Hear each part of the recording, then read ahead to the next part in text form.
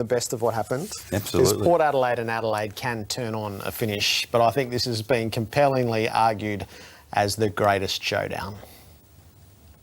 What a game! What an incredible game. It's a good game of footy. One of the great showdowns. There will never be a better showdown! Oh my goodness. That's footy. That's sport. That happens. Bounce of the ball, moments become games, and that's what happened. Kraut inserts them again. Oh, we know this man can do it. He's done it before. McGavin. McGavin's back! Oh my goodness! To give Adelaide back the lead. He has stared that down. Undaunted, the Adelaide Crows have come from absolutely nowhere. Crows are in front by a point! Get the numbers back! I want 18 behind the ball! It's going to be Port's greatest win. This may well be the Crows' greatest win. 38 seconds. Howard pumps it in. They've got the outnumber. They all crash down. Flashpoint. Stevie Moblop. What a time! Oh! He is floating on air now. Now Mottler. Can he dart around a couple? Straightens at 40. Mottler! Can you believe it? Here's a jump from Port Adelaide. Motlop around one. Motlop around two. Motlop kicked the goal. Kicked it. I can't believe it. Golly, golly, golly. That is one that we won't forget anytime soon. Pretty emotional for us all that we were able to somehow find a way to win tonight. It showed an enormous courage, I thought. One of the great wins for our footy club, I reckon. It's a bit like the old saying, sometimes you're the bug and sometimes you're the windshield, and tonight we end up being the bug. There'll be people in the grandstands here talking about this victory for 35 years, 50 years. And all of it was true and more. I just want to add one note before we delve into this. Is a great game deserves a matching soundtrack. And Anthony Hudson's call, and I know we're best friends and all, but that was perfect. Yeah, it was. It was word perfect. It was pitch perfect. He did the game the greatest justice, and it will live on even more boldly because of what he was able to conjure around it. Now, the game He's a itself... bit of a legend like that, isn't he? 13. I see it and I don't believe it. Hey? He's probably got a bit of a future in it. If he sticks at it, I reckon he'd be really, really good in this So, caper. Well, it was one of good those luck, games Hutto. you couldn't sit. At the end, you just couldn't be sitting while it was happening. We say footy's a great game and it just rolls off our tongue sometimes. And we say footy's a crap game and it rolls off our tongue sometimes. That game is in the box set of greatness.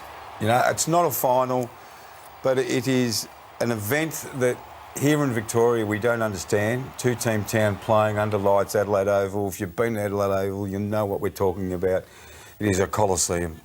And the game that was put on and the pressure and the standard of football was immense. The pressure was immense. Port Adelaide play on emotion. They brought it.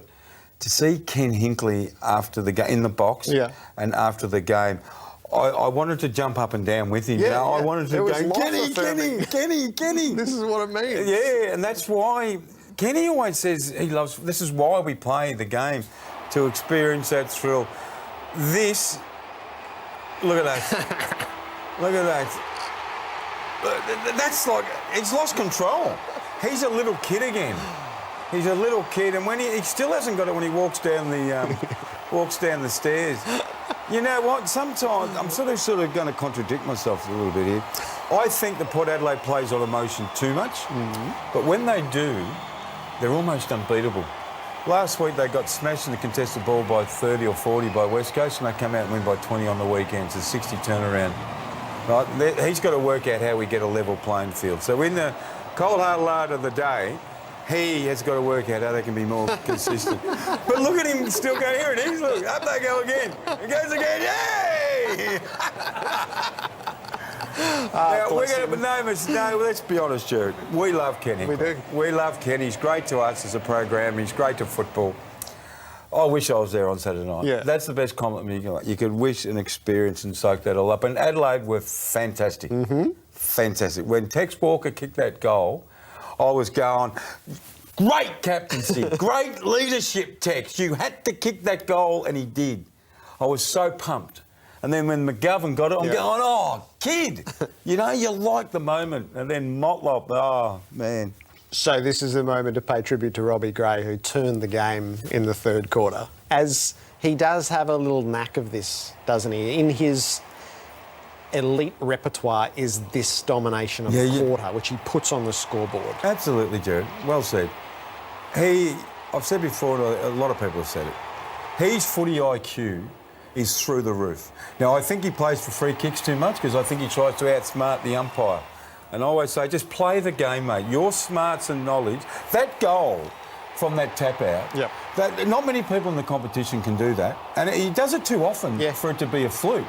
He's got a sixth sense, which is generally said of the Indigenous players, to know those sort of knacky sort of handballs and hits off the pack. Doesn't break stride. He is a wonderful footballer. They were down by nearly 6 goals midway through the second quarter. Yep.